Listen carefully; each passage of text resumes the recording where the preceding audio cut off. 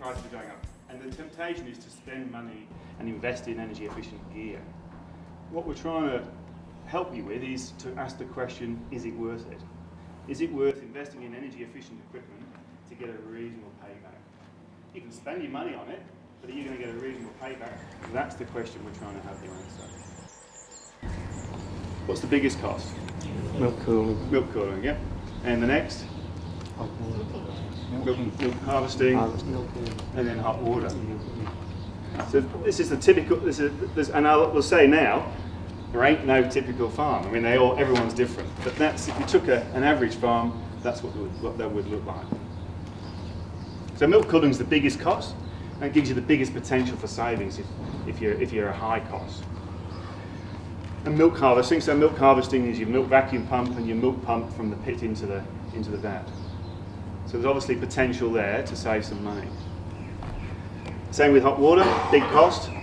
You guys, some of you guys do a lot of pumping, high static, long distance for stock water. So there's some significant costs involved with that. And so getting the pump right, getting the pipe work right so your friction isn't too much is worthwhile looking at to see if you're on the money. Yeah, we do kilowatt hours per 1,000 litres, but we find the best one that farmers understand is cents per litre of milk. So cents of power, cents for your power of use per litre of milk. And it ranges in this group, in Atherton, from about 0.6 of a cent to 1.6 cents per litre. So there's a cent per litre difference from bottom to top. So that's potential. You know, if you're producing 1 million litres, that's $10,000 a year. So it's it's something that's worth looking at. And we're not saying all these things are worth doing.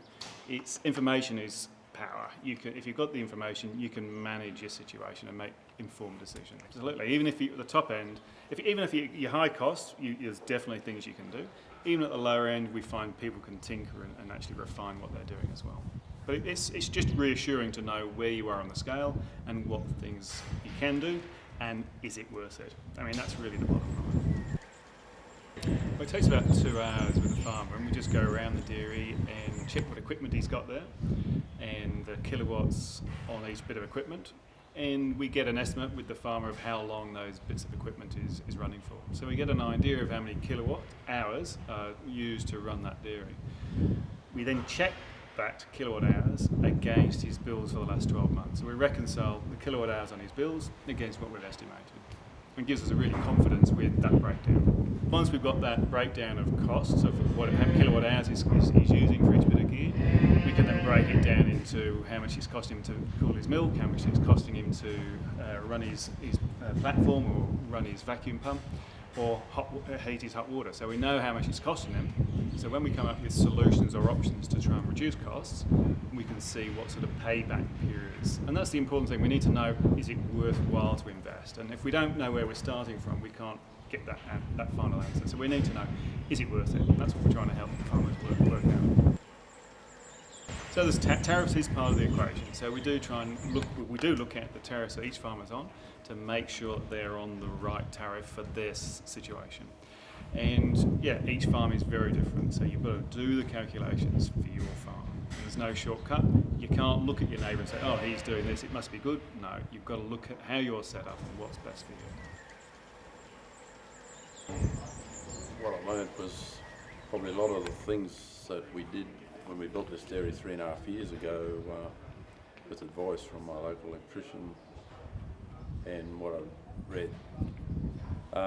We put in energy saving devices like the